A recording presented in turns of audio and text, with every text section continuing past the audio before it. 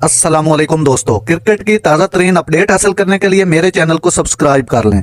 ऐसी सीरीज में फिर ए टीम को मैदान में उतारना चाहिए ताकि दूसरा भी कुछ सबक सीखे। आप सोचें कि अगर बाबर आजम, शाहीन शाह अफरीदी, मोहम्मद रिजवान और शादाब खान जैसे खिलाड़ी न्यूजीलैंड न जाएं तो क्या उनका बोर्ड कुछ नहीं कहेगा? आप लोग क्रिकेट का इतना शौक रखते हैं, मैं आपसे पाकिस्तानी आने वाली कीवी टीम के 5 क्रिकेटर के नाम पूछूं तो आपको भी बताने में मुश्किल होगी।